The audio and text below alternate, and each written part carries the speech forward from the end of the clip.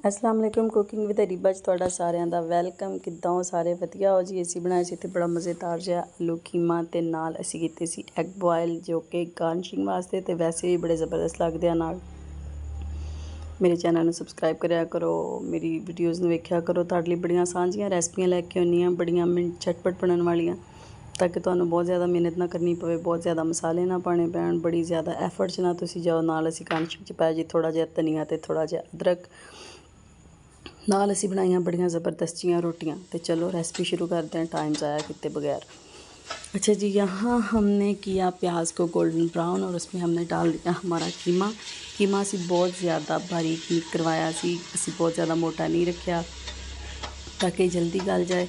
तो नाले बड़ा ज़बरदस्त जिहा लगता ना आलू के नाल। चाहो तो मटर पाओ, चाहे तो आलू पाओ, और तुहाडी आपदी चॉइस आ जी। अच्छा असी इत्थे कीता कीमे नूं बड़ी चंगी तरह इहदे नाल प्याज दे नाल फ्राई। कीमे ने पानी छड्डना वा, पानी ड्राई करना वा। फिर असी पावांगे जी इत्थे आपदा फ्रैश बनिया होया अदरक ते लहसुन दा पेस्ट। तो बनिया होया भी पा सकते हो, लहसुन पाउडर भी पा सकते हो, अदरक पाउडर भी पा सकते हो, तुहाडी आपदी चॉइस है जी। असी पाया नाल एक टमाटर, नाल असी पाई जी एक वड्डी इलायची। इत्थे पावांगे जी आपां सुरख मिर्च दा हाफ चम्मच असी पावांगे हल्दी का, तो हाफ चम्मच असी पावांगे नमक का। मेरा अद्धा किलो कीमा मैं उस हिसाब नाल दस रही हाँ। अगे तुहाडी आपदी चॉइस है, तुसीं नमक तेज़ खाने हो, मिर्च तेज़ खाने हो, या जिहड़ी भी चीज़ नूं तुसीं चीनी भी कर सकते हो। अच्छा असी करांगे इन्हां चीज़ां नूं बड़ी चंगी तरह फ्राई। असी इत्थे दही नूं बड़ी चंगी तरह फेंटिया। हाफ कप दही, मेरा दही बहुत ज़्यादा खट्टा नहीं सी, इसलिए मैं हाफ कप पाया। तुहाडा दही अगर बहुत ज़्यादा खट्टा होए तो तुसीं अद्धा भी कर सकते हो। अच्छा जी, यहाँ हम करेंगे इसको बहुत अच्छे से मिक्स और उसी दही वाली प्याली को हमने हंगाल के इसमें डाला और बहुत अच्छे से किया फिर से मिक्स। तो जी हमारे चैनल को सब्सक्राइब करें प्लीज़। ये आप लोगों की तरफ से प्यार होता है, ये आप लोगों की तरफ से सपोर्ट होती है नए यूट्यूबर्स के लिए। साढ़े हौसले वधदे जी। असी नवीं रैसपियाँ तुहाडे लई लैके नाल ही असी कीते जी इत्थे अंडे बॉयल करने लई मैं रख दित्ते। असी फैमिली के 4 मैंबर सी अज ते जी, फिर एक अंडा सब नूं आ जाना सी।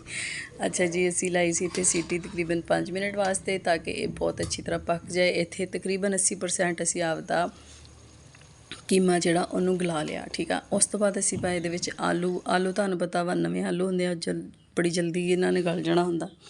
3 ਤੋਂ 4 मिनट इन्हां दे गलन ते लगणगे जी। असी इन्हां नूं नाल ही कीता बड़े अच्छी तरह फ्राई।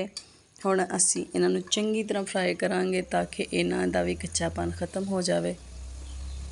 तो इन्हां ने तकरीबन असी इहदे च पावांगे हाफ प्याली जी हाफ प्याली तो 1 प्याली पूरी भर के जिहड़ी ओह पानी दी, ताकि इन्हां नूं थोड़ा मॉइस्ट हो जाण, बहुत ज़्यादा ड्राई ना रह जाण।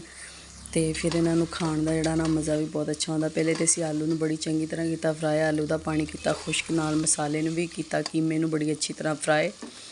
जिहड़ी इहदे च कोई कसर रह गई सी असी कढ़ दित्ती सारी। इहनूं फ्राई करके इहदा रंग हो गया जी लाल सुरख, घ्यो आ गया इहदे सरफेस ते। फिर असी इहदे विच पाया 1 ते हाफ प्याली पानी दी। फिर असी इहनूं देवांगे ढक, सीटी नहीं लानी इत्थे, जस्ट ढकना वा उत्ते बस। अच्छा जी, फिर असी हरियां मिर्चां कट्टियां ओह तो पाइयां थोड़ियां। अच्छा इत्थे एक तुसी ग्रेवी रखना चाहो, हल्की जी ग्रेवी रख सकते हो, तुसी चाहो इहनूं थोड़ा खुश ड्राई कर सकते हो। फिर मैं पाया जी सुक्का धनिया जीरा, दोवां चीज़ां नूं चंगी तरह कुट लिया, पीस लिया। नाल ही नाल मैं बना रही सी जी रोटी जी असी वेलन तो बगैर ही बनाने, तो अलहमदुलिल्लाह बहुत अच्छी बड़ी ज़बरदस्त बनाने। अच्छा जी, इत्थे साडी फाइनल लुक। Please support. अल्लाह हाफिज़।